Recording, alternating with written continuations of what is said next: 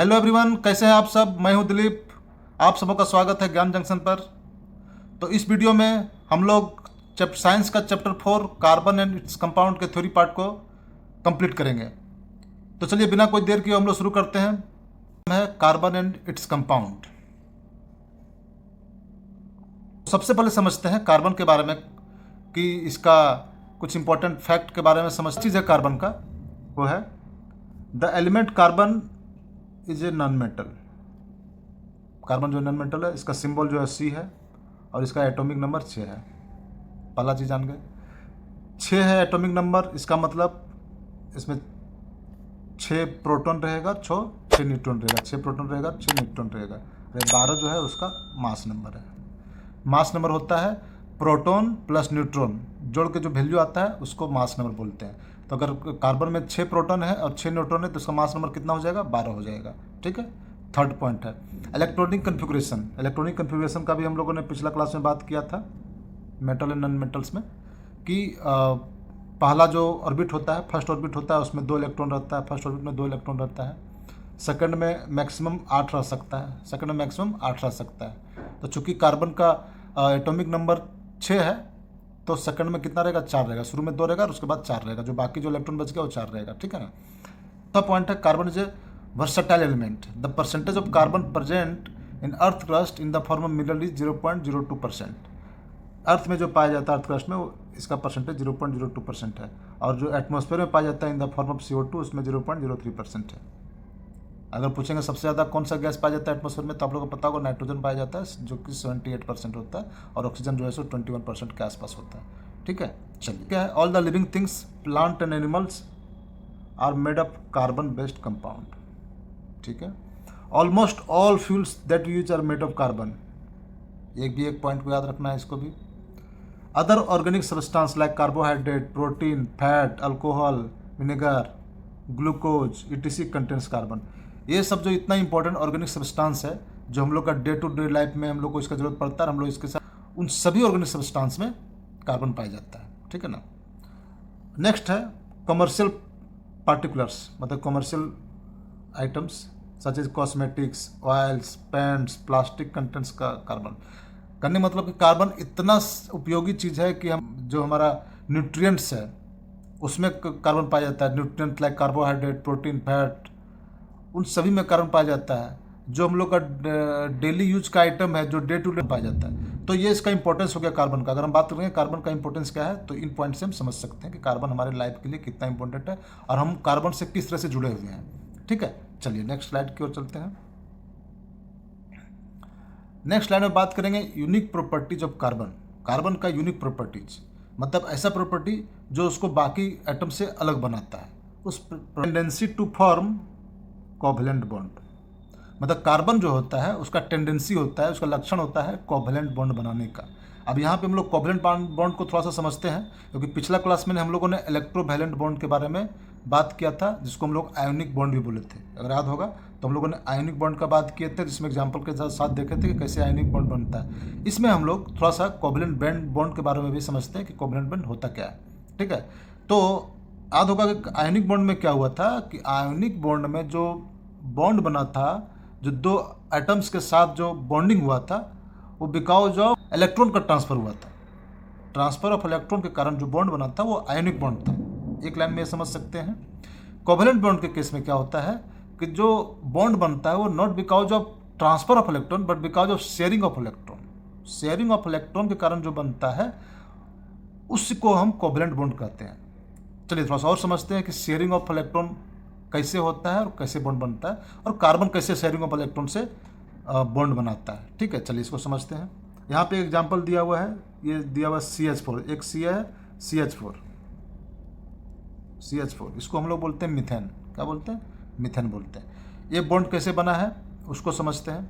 तो उसको हम लोग समझने के लिए क्या करते हैं, कार्बन का इलेक्ट्रॉनिक कन्फिगरेशन क्या होता है? 2,4 होता है। तो जो बाहर जो वैलेंस इलेक्ट्रॉन में जो होता है, वैलेंस इलेक्ट्रॉन जो हमारा 4 है, कार्बन के केस में वैलेंस इलेक्ट्रॉन कितना? 4 है क्योंकि इसका एटॉमिक नंबर 6 है। तो बाहर में कितना इलेक्ट्रॉन रहेगा? 4 रहेगा। यही पार्टिसिपेट करेगा बॉन्डिंग में, बॉन्डिंग में ही पार्टिसिपेट करेगा, वैलेंस इलेक्ट्रॉन ही पार्टिसिपेट करेगा। ठीक है। अब ये कार्बन है, इसका बाहर में 1 2 3 4, 4 इलेक्ट्रॉन बाहर है, ठीक है। अब 4 इलेक्ट्रॉन बाहर है तो आज हम लोगों ने बात किया था कि सभी को अपना आउटर मोस्ट सेल जो होता है, आउटर मोस्ट जो ऑर्बिट होता है, उसमें उसको कंप्लीट चाहिए, ऑक्टेट पूरा करना है, मतलब उसका ऑर्बिट भर जाना चाहिए इलेक्ट्रॉन से। तो चूंकि सेकेंड ऑर्बिट है, ये सेकेंड ऑर्बिट है 2 और 4, सेकेंड ऑर्बिट में कितना मैक्सिमम इलेक्ट्रॉन रह सकता है, 8 रह सकता है। तो अब इसको कितना इलेक्ट्रॉन चाहिए, 8 पूरा करने के लिए 4 चाहिए। तो 2 तरीका है, या तो ये 4 इलेक्ट्रॉन को ले ले कहीं से, 4 इलेक्ट्रॉन को कहीं से ले ले, या फिर ये 4 इलेक्ट्रॉन को किसी को दे दे, ताकि ये अगर 4 इलेक्ट्रॉन चला जाएगा तो ये 2 बच जाएगा, तो ये कंप्लीट हो जाएगा, क्योंकि फर्स्ट ऑर्बिट में 2 इलेक्ट्रॉन होना चाहिए, तो ये कंप्लीट हो जाएगा। तो अगर ट्रांसफ़र की बात करेंगे, ट्रांसफ़र अगर करके बॉन्ड बनाना रहेगा इसको, तो या तो 4 इलेक्ट्रॉन कहीं से बाहर से लेगा, या ये 4 इलेक्ट्रॉन को डोनेट कर देगा। लेकिन ये दोनों केस पॉसिबल नहीं होता है यहाँ पे। क्यों नहीं पॉसिबल होता है कि अगर ये 4 इलेक्ट्रॉन लेगा, 4 इलेक्ट्रॉन ले लेगा तो कितना हो जाएगा, अब इसके पास प्रोटॉन हो गया 6, प्रोटॉन कितना हो गया 6, क्योंकि प्रोटॉन तो पहले से 6 था। अब 4 इलेक्ट्रॉन ले लिया तो पहले से 6 इलेक्ट्रॉन था, 4 इलेक्ट्रॉन ले लिया, कितना हो गया 10 हो गया। अब 6 प्रोटॉन 10 इलेक्ट्रॉन, ऐसा सिचुएशन हो जाएगा अगर ये 4 इलेक्ट्रॉन लेता है तो उस केस में क्या होगा कि जो न्यूक्लियस होगा, इतना जो बैलेंस जो गड़बड़ हो जाएगा, अनबैलेंस हो जाएगा, क्योंकि प्रोटॉन 6 है, मतलब पॉजिटिव चार्ज 6 है, नेगेटिव चार्ज हो गया 10। तो इतना बैलेंस जो न्यूक्लियस होता है, इस बैलेंस को वो विथ होल्ड नहीं कर सकता, उसको रोक नहीं सकता है। मतलब by gaining 4 electrons it is difficult to hold 4 extra electron, ठीक है ना। इसीलिए जो है सो वो नहीं ले सकता है, पहला केस। दूसरा केस समझते हैं, अगर वो 4 इलेक्ट्रॉन को देना चाहेगा, अगर वो 4 इलेक्ट्रॉन को उसको रिमूव करना रहेगा, तभी हो सकता है कि आउटर मोस्ट सेल में जो है सो कंप्लीट हो जाए। पहला तरीका तो हो नहीं पाया, क्योंकि जो है सो न्यूक्लियस जो है सो उतना वो इनबैलेंस को विथहोल्ड नहीं कर पाएगा, डिफिकल्ट हो जाएगा उसके लिए। दूसरा केस में देना चाहेगा, तो क्या होगा, उसके पास उसको बहुत ज़्यादा जो है सो एनर्जी जरूरत पड़ेगा। It would required large amount of energy to remove 4 electrons, मतलब देना भी उसके लिए पॉसिबल नहीं है 4 इलेक्ट्रॉन, क्योंकि उसके लिए बहुत ज़्यादा एनर्जी लगेगा। तो यहाँ पे देखें कि ना वो दे पा रहा है ना ले पा रहा है, तो अब उसके पास ऑप्शन बचता है शेयरिंग करने का। So carbon can form bond by sharing it's electron, मतलब अब ये शेयर करेगा। तो कैसे शेयर करेगा, चलिए इसको समझते हैं। चलिए इसी एग्जाम्पल से समझते हैं, जो एग्जाम्पल दिया हुआ है CH4, जो एग्जाम्पल दिया हुआ है CH4, जिसको हम लोग मीथेन बोलते हैं, उसी एग्जाम्पल से हम लोग बेटर समझते हैं, ठीक है। यहाँ देखिए C है, इसका बाहर में कितना इलेक्ट्रॉन है, 1 2 3 4, ठीक है ना। H है, H के बाहर में कितना इलेक्ट्रॉन है, 1 इसका है, सिर्फ H का इलेक्ट्रॉन कितना 1 होगा। अब 4 गो H है, 1 इलेक्ट्रॉन इसका होगा, 1 H यहाँ होगा, 1 इलेक्ट्रॉन इसका होगा, और 1 H यहाँ होगा, 1 इलेक्ट्रॉन इसका होगा, ठीक है। अब इसको चाहिए आउटर मोस्ट सेल में 8 इलेक्ट्रॉन चाहिए। तो देखिए अब ये क्या करेगा, एक शेयरिंग करेगा इसके साथ, एक अपना इलेक्ट्रॉन देगा और हाइड्रोजन का 1 इलेक्ट्रॉन लेगा, और उसके साथ दोनों आपस में शेयर करेगा। एक शेयरिंग करेगा इस हाइड्रोजन के साथ, एक शेयर करेगा इस हाइड्रोजन के साथ, एक शेयर करेगा इस हाइड्रोजन के साथ। अब देखिए कार्बन का कितना इलेक्ट्रॉन हो गया, अब शेयरिंग कर लिया तो एक अपना था, इसका भी ले लिया, शेयर मतलब क्या हुआ, उसको भी मिल गया उसका हिस्सा। तो अब ये 2 हो गए, 1 2 हो गया यहाँ, 2 हो गया यहाँ, 2 हो गया यहाँ, और 2 हो गया यहाँ। टोटल कितना हो गया 8 इलेक्ट्रॉन। मतलब हाइड्रोजन का 4 एटम से 4 इलेक्ट्रॉन शेयर करके 4 इलेक्ट्रॉन लेके अपना 4 और हाइड्रोजन का 4 इलेक्ट्रॉन लेके 8 इलेक्ट्रॉन हो गया, और वो अपना ऑक्टेट पूरा कर लिया। तो इस टाइप का करके जो बॉन्ड बनाता है, तो such type of bond where sharing of electron happens, तो that bond is called covalent bond. तो CH4 में जो है ये कोवैलेंट बॉन्ड बन रहा है बाय शेयरिंग ऑफ इलेक्ट्रॉन, ठीक है, समझ गए। चलिए अब नेक्स्ट पॉइंट को समझते हैं। नेक्स्ट पॉइंट है टेट्रा वैलेंसी। क्या कहता है, टेट्रा मतलब क्या होता है 4, टेट्रा मतलब क्या होता है 4। तो कार्बन इज 4 वैलेंस इलेक्ट्रॉन, मतलब कार्बन का वैलेंस मतलब क्या होता है, वैलेंस मतलब होता है कि याद रखना है कि जो बाहर का जो सेल होता है, उसमें कितना इलेक्ट्रॉन है। वैलेंस मतलब बाहरी, वैलेंस मतलब बाहर। तो आउटर मोस्ट सेल यहाँ पे कौन है, सेकंड नंबर वाला है, सेकंड नंबर में कितना इलेक्ट्रॉन है, 4 इलेक्ट्रॉन है। तो carbon has 4 valence electron allowing it to form 4 covalent bond with other atoms, जो भी हम लोग बात कर रहे थे कि वो 4 अलग एटम के साथ आपका बॉन्ड बना सकता है, ठीक है ना। और this tendency is crucial for forming the diverse range of organic compound. इसी प्रॉपर्टी के कारण वो बहुत सारा प्रोडक्ट को बनाता है, बहुत सारा जो है सो कंपाउंड, ऑर्गेनिक कंपाउंड को बनाता है, ठीक है ना, इसी प्रॉपर्टी के कारण, जिसको हम लोग टेट्रा वैलेंसी बोलते हैं। चलिए नेक्स्ट पॉइंट की ओर चलते हैं। थर्ड यूनिक प्रॉपर्टी है, थर्ड यूनिक प्रॉपर्टी है कैटिनेशन। थर्ड यूनिक प्रॉपर्टी क्या है? कैटिनेशन। कैटिनेशन किसको बोलते हैं? चलिए, ये इंपॉर्टेंट पॉइंट है कि catenation is the self linking property of an element by which an atom form covalent bond with other atom of the same element to form straight or branch chain or even cyclic structure. ये कहना चाह रहा है कि catenation जो होता है एक सेल्फ लिंकिंग प्रॉपर्टी होता है किसी भी एलिमेंट का, जो अपने ही एटम के साथ बॉन्ड बना के एक लॉन्ग चेन बना लेता है। लॉन्ग चेन बनाता है, चाहे वो स्ट्रेट चेन होता है या फिर ब्रांच चेन भी हो सकता है। तो ये कैटिनेशन प्रॉपर्टी जो होता है ये कार्बन में पाया जाता है। ये कैटिनेशन प्रॉपर्टी कार्बन में पाया जाता है। देखिए, एक कार्बन यहाँ है, दूसरे के साथ दूसरा कार्बन साथ लिंक कर लिया, तीसरा के साथ लिंक कर लिया, चौथा साथ लिंक कर लिया, पाँच, इस तरह कंटिन्यू एक लंबा चेन बनाता है, सी ऐसे करके लंबा चेन बना सकता है। इसी प्रॉपर्टी को कि सेल्फ लिंकिंग प्रॉपर्टी को ही कैटिनेशन बोलते हैं। And carbon shows this catenation property. ठीक है, कैटिनेशन को समझ गए। और प्रॉपर्टी क्या होता है कि सेल्फ लिंकिंग प्रॉपर्टी होता है कैटिनेशन के केस में। तो इसमें देखिए, एक स्ट्रेट चेन बना रहा है कार्बन, कार्बन कार्बन जुड़ के, और बाकी एक कार्बन इसके साथ जुड़ रहा है, और बाकी जो इलेक्ट्रॉन बच रहा है वो हाइड्रोजन के साथ जुड़ जा रहा है। ठीक है, ये ब्रांच चेन बना रहा है। ब्रांच चेन बना रहा है तो मतलब ये स्ट्रेट ना होके एक आपका इधर कार्बन इसके साथ इधर लिंक हो गया और एक ब्रांच चेन बना गया। अब ब्रांच चेन जब बन जाता है तो उसको हम लोग आइसो बोलते हैं। क्या बोलते हैं? आइसो बोलते हैं। स्ट्रेट चेन बनाता है तो हम लोग उसको नॉर्मल ब्यूटेन बोलते हैं, नॉर्मल बोलते हैं, या एन लिख देते हैं। तो हम लोग सिंपल होता है कि एन लिख दिए मतलब वो हो गया स्ट्रेट चेन हो गया, और आइसो लिख दिया मतलब ब्रांच चेन हो गया। अगर साइक्लिक है तो उसको हम लोग साइक्लो बोलेंगे। ठीक है, समझ गए कैटिनेशन प्रॉपर्टी। नेक्स्ट प्रॉपर्टी है पॉलीमराइजेशन। नेक्स्ट प्रॉपर्टी क्या है? पॉलीमराइजेशन। पॉलीमराइजेशन क्या होता है? पॉली मतलब होता है दो या दो से अधिक, मतलब ज़्यादा जो संख्या, मल्टीपल होता है, जिसको हम लोग बोलते हैं आपका प्लूरल फॉर्म में जो होता है, प्लूरल होता है, सिंगुलर नहीं होता है। Polymerization, carbon atom can bond together to form long chain ring and more complex structure creating larger molecules called polymers. मतलब पॉलीमर्स जो होता है वो सेम इसी कैटिनेशन प्रॉपर्टी के कारण आपस में बॉन्ड जुड़ जाता है और लंबा चेन बनाता है, चाहे वो रिंग होगा या स्ट्रेट चेन होगा, लॉन्ग चेन बनाता है और एक मोर कॉम्प्लेक्स स्ट्रक्चर बनाता है, जिसके कारण तो ये लार्जर मॉलिक्यूल्स होता है। जो ये बनाने के कारण एक लार्ज मॉलिक्यूल बनता है, उसी लार्जर मॉलिक्यूल को पॉलीमर बोलते हैं। लार्जर मॉलिक्यूल को पॉलीमर बोलते हैं। अब पॉलीमर जो होता है, अगर बात करेंगे पॉलीमर का बेसिक यूनिट क्या हो जाएगा? मोनोमर हो जाएगा। मतलब एक छोटा सा यूनिट से बन के ढेर सारा मोनोमर्स जुड़ के पॉलीमर बनता है। मोनो मतलब एक, मोनोमर्स बहुत सारा मोनोमर जुड़ के जो बनता है उसको हम लोग लार्जर मॉलिक्यूल को क्या बोल देते हैं? पॉलीमर बोल देते हैं। ठीक है, चलिए नेक्स्ट पॉइंट को चलते हैं। नेक्स्ट यूनिक प्रॉपर्टी है स्मॉल एटॉमिक साइज। तो carbon atom more comparatively small size, its atomic radius is small. ठीक है, and therefore the shared pair electrons are comparatively near to the positively charge nucleus.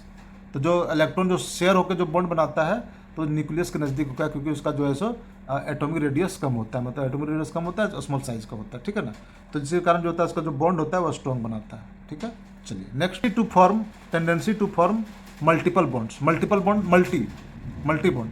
अभी देखिए हम लोगों ने जो CH4 का देखा था, CH4 का देखा था, तो एक एक इलेक्ट्रॉन के साथ हाइड्रोजन जुड़ा हुआ था। एक एक इलेक्ट्रॉन के साथ हाइड्रोजन जुड़ा हुआ था। एक इलेक्ट्रॉन कार्बन का था और एक इलेक्ट्रॉन हाइड्रोजन का था।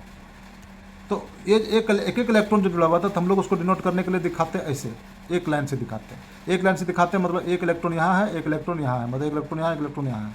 ठीक है, तो चूंकि एक इलेक्ट्रॉन जुड़ा हुआ था तो हम लोग CH4 को ऐसे दिखाए थे, ऐसे करके दिखाए थे, H।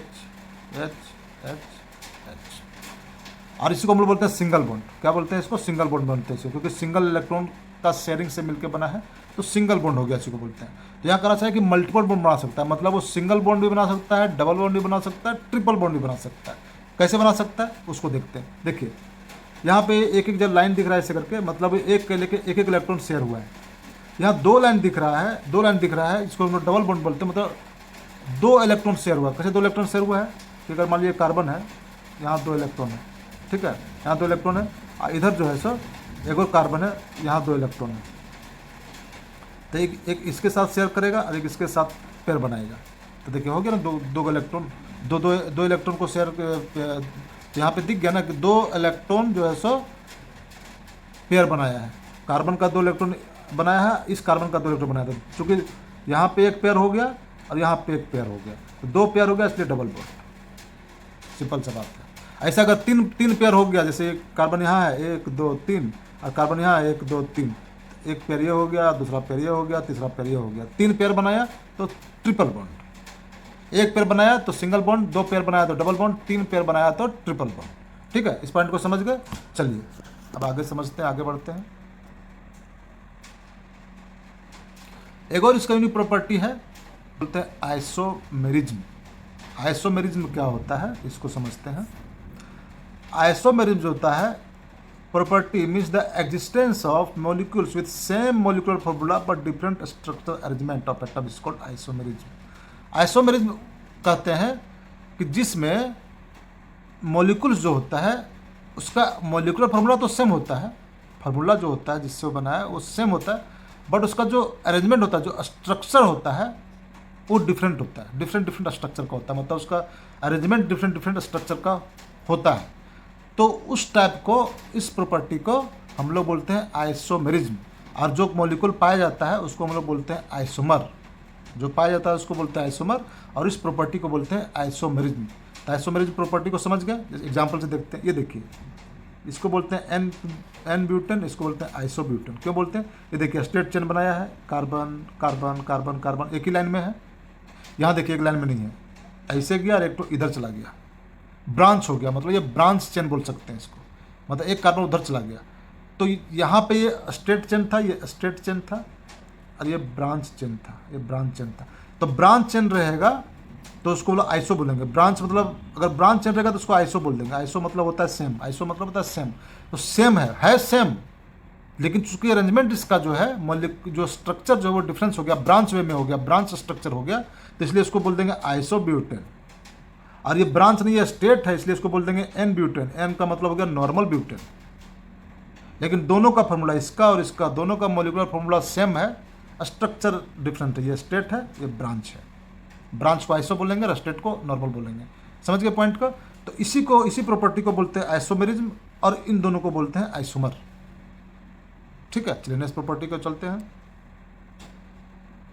हाँ, अब नेक्स्ट पॉइंट समझते हैं allotropes of carbon. Allotropes of carbon क्या होता है? अभी हम लोग समझ गए आइसोमेरिज्म, अब समझते हैं एलोट्रोप। एलोट्रोप क्या होता है? ठीक है, चलिए। तो एलोट्रोप जो होता है different form of an element that has same chemical properties but different physical property. कहना यह चाह रहा है, उसको हम लोग एलोट्रोप बोलते हैं। कहना यह चाह रहा है कि वो जो एलोट्रोप जो होता है वो सेम केमिकल से बना होता है, सेम केमिकल एलिमेंट से बना होता है, बट उसका चूंकि फिजिकल अरेंजमेंट या केमिकल डिफरेंट होता है, इसलिए इसका फिजिकल प्रॉपर्टी भी अलग हो जाता है। लेकिन बना होता है सेम एलिमेंट से, बना होता है सेम एलिमेंट मतलब कार्बन से बना होता है। तो ऐसा अगर कोई एलिमेंट एग्जिस्ट करता है तो उसको हम लोग एलोट्रोप बोलते हैं। क्या बोलते हैं उसको? एलोट्रोप बोलते हैं। तो चूंकि यहाँ पे कार्बन का 3 एलोट्रोप दिख रहा है, जिसका एलिमेंट्स कार्बन ही है बट फिजिकल अरेंजमेंट अलग अलग है, इसलिए फिजिकल प्रॉपर्टीज भी अलग है और प्रॉपर्टीज अलग होता है, तो उसको हम लोग बोलते हैं एलोट्रोप। ठीक है, समझ गए एलोट्रोप किसको बोलते हैं? अगला आते हैं कि कार्बन का हो जाए तो 3 एलोट्रोप एग्जिस्ट करता है, डायमंड, ग्रेफाइट, फ्लोरीन्स। ठीक है, चलिए अब एक एक करके इन तीनों का प्रॉपर्टीज को समझते हैं, डिटेल में समझने की कोशिश करते हैं। पहले समझते हैं ग्रेफाइट को। ग्रेफाइट का जो प्रॉपर्टी होता है, soft black flaky substance where each carbon atom is bonded with other 3 carbon atom in order to form hexagonal ring. मतलब एक कार्बन एटम जो होता है वो तीन अदर कार्बन एटम के साथ लिंक होता है, बॉन्ड बनाता है, और जिसके कारण हेक्सागोनल रिंग बनाता है। तो वैसा अगर रिंग बनाता है तो ग्रेफाइट होता है। This layers can slide over each other making graphite a good lubricant. Good lubricant बनाता है क्योंकि वो जो होता है, इसका जो लेयर होता है वो वीक वेंडरवाल फोर्सेस के कारण जुड़ा होता है। उसका कंडक्टर ऑफ हीट होता है, इलेक्ट्रिसिटी होता है। एक गुड कंडक्टर ऑफ इलेक्ट्रिसिटी इसलिए हो जाता है क्योंकि अभी बात की कि 3 कार्बन के साथ लिंक होता है। तो कार्बन के बाहर में 4 इलेक्ट्रॉन होता है, अब वो 4 इलेक्ट्रॉन होता है, अब 3 के साथ तो लिंक हो गया, 1 2 3 के साथ लिंक हो गया, तो बाकी 1 इलेक्ट्रॉन फ्री बच गया। तो 1 इलेक्ट्रॉन जो फ्री बच जाता है, तो इसी फ्री इलेक्ट्रॉन के कारण वो इलेक्ट्रिसिटी का गुड कंडक्टर हो जाता है, क्योंकि उसको फ्री इलेक्ट्रॉन मिल जाता है इलेक्ट्रिसिटी को कंडक्ट करने के लिए। तो इसलिए graphite is a good conductor of electricity and heat. ठीक है। अब नेक्स्ट समझते हैं हम लोग डायमंड के बारे में। डायमंड के बारे में बताते हैं। डायमंड के बारे में हम लोग को पहले से पता है कि ये वेरी हार्ड मटेरियल होता है, ये ट्रांसपेरेंट होता है, ठीक है ना। टेट्राहेड्रल स्ट्रक्चर होता है, with a tetrahedral structure where each carbon atom is covalently bonded with 4 others. अब चूंकि 4 अदर का जुड़ा हुआ था, इसका कोई भी जो आउटर मोस्ट सेल में जो इलेक्ट्रॉन था कोई भी फ्री नहीं है, क्योंकि 4 बाहर में था, चारों का चारों जुड़ा हुआ है किसी अदर कार्बन एटम के साथ। तो चूंकि बाहर में कोई भी फ्री इलेक्ट्रॉन नहीं है, तो इसलिए इसको जो है so poor conductor of electricity बनाता है। जब वहाँ पे गुड कंडक्टर ग्रेफाइट क्यों रहता है? क्योंकि वो 3 अदर कार्बन एटम के साथ जुड़ा हुआ था, एक इलेक्ट्रॉन फ्री था। यहाँ पे चारों का चारों जुड़ा हुआ है डायमंड का, इसलिए फ्री इलेक्ट्रॉन नहीं है, इसलिए जो है सो बैड कंडक्टर है ये। और चूंकि चारों जुड़ा हुआ है इसलिए ज़्यादा ये स्ट्रॉन्ग है, ज़्यादा स्ट्रॉन्ग कोवैलेंट बॉन्ड बना रहा है, ठीक है ना। कम्पैक्ट है, डेंसिटी ज़्यादा होता है, हार्ड होता है, ठीक है ना। मेल्टिंग पॉइंट ज़्यादा हो जाता है, हाई मेल्टिंग पॉइंट हो जाता है इसका, क्योंकि बहुत स्ट्रॉन्ग कोवैलेंट बॉन्ड से जुड़ा हुआ होता है। इसका हाई मेल्टिंग पॉइंट हो जाता है। मेल्टिंग पॉइंट इसका 3500 डिग्री सेल्सियस के आसपास होता है। तो ये सब प्रॉपर्टी होता है डायमंड का, फिजिकल प्रॉपर्टीज। लेकिन बना है कार्बन का ही। एक और प्रॉपर्टी है कार्बन का कि इसको अगर हम लोग जलाएंगे, इसको अगर जलाएंगे तो ये सिर्फ जो है सो, चूंकि ये सिर्फ कार्बन का बना होता है, सिर्फ कार्बन का बना होता है, और जलेगा CO2 बनेगा, सिर्फ CO2 निकलेगा और कुछ भी नहीं निकलेगा। नथिंग लेफ्ट बिहाइंड, मतलब ये पूरा का पूरा कार्बन एलिमेंट से बना हुआ होता है। एक और इसका प्रॉपर्टी है। तो ये सब है। नेक्स्ट समझते हैं एलोट्रोप जो कार्बन का है, वो तीसरा है फ्लोरीन। तीसरा क्या है? फ्लोरीन है। फ्लोरीन का क्या होता है कि फ्लोरीन जो होता है allotrope of carbon containing cluster of 60 carbon atom. 60 carbon atom जो है ज्वाइंट होता है तो एक केज लाइक स्ट्रक्चर बनाता है। केज लाइक स्ट्रक्चर मतलब फुटबॉल टाइप का स्ट्रक्चर बनाता है, फुटबॉल टाइप का, ठीक है ना। इसमें 60 कार्बन एटम्स जो है सो ज्वाइन होता है। कैसे ज्वाइन होता है? स्मॉलेस्ट फ्लोरीन है 60 कार्बन एटम, मतलब 60 कार्बन बट आपस में जुड़ा होता है, ठीक है ना। एक सेट बनाता है 60 कार्बन एटम का, इस तरह से शेप बनाता है, जुड़ा होता है। मतलब आपका देखिए फुटबॉल का शेप बना, देखिए एक जो लाइन है ये कार्बन एटम हो गया, इसके साथ जुड़ा हुआ है एक, मतलब हर जो पॉइंट दिख रहा है, हर जो जंक्शन दिख रहा है, समझिए कि एक कार्बन एटम से वहाँ पे। और ये सिंगल लाइन दिख रहा है वो मतलब सिंगल बॉन्ड है। एक तरह से जुड़ा हुआ है, एक इससे जुड़ा हुआ है, इससे जुड़ा हुआ है, इससे जुड़ा हुआ है। ऐसा 60 जो है सो कार्बन एटम आपस में जुड़ के एक फुटबॉल शेप का बनाता है, केज लाइक स्ट्रक्चर बनाता है। तो उसको हम लोग बोलते हैं फ्लोरीन्स बोलते हैं। अब समझते हैं कि इसको जो है सो फ्लोरीन क्यों बोलते हैं, इसको जो है सो फ्लोरीन क्यों नाम दिया। तो इसके पीछे कारण, this look like a geodesic dome designed by US architect Buckminster Fuller.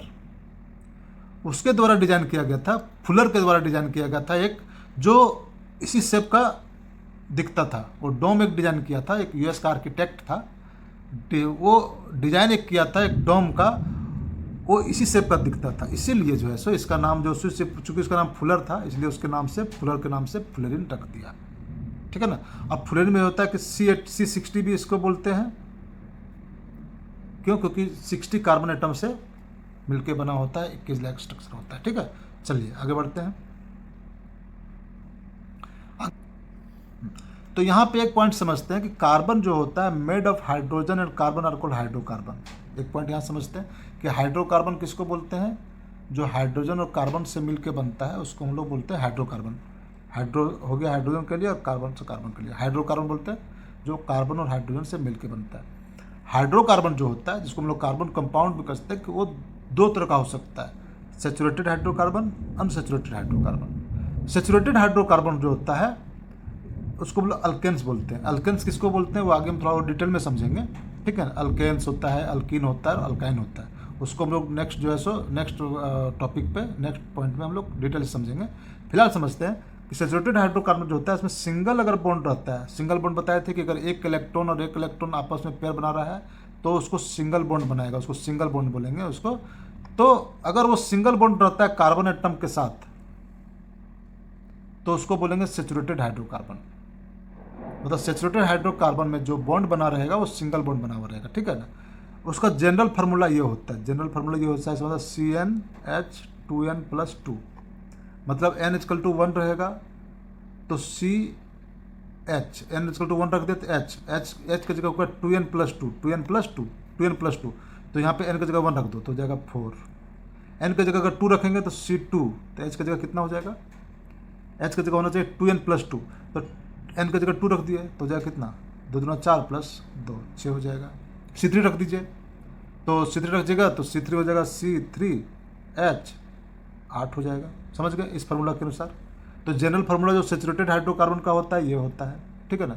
Unsaturated का होता है CnH2n, N की जगह 1 2 3 रखते जाइए, और उसको बोलते हैं अल्किन्स।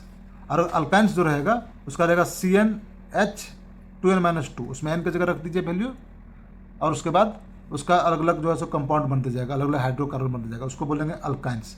तो अल्काइंस जो होगा उसमें ट्रिपल बॉन्ड होगा, अल्काइंस जो होगा उसमें ट्रिपल बॉन्ड होगा, अल्किन जो होगा उसमें डबल बॉन्ड होगा, और अल्केन जो होगा उसमें सिंगल बॉन्ड होगा। तो जो सिंगल बॉन्ड रहेगा उसको सैचुरेटेड हाइड्रोकार्बन बोलेंगे, और जिसमें डबल बॉन्ड और ट्रिपल बॉन्ड रहेगा उसको अनसैचुरेटेड हाइड्रोकार्बन बोलेंगे। पॉइंट को समझ गए? चलिए आगे बढ़ते हैं।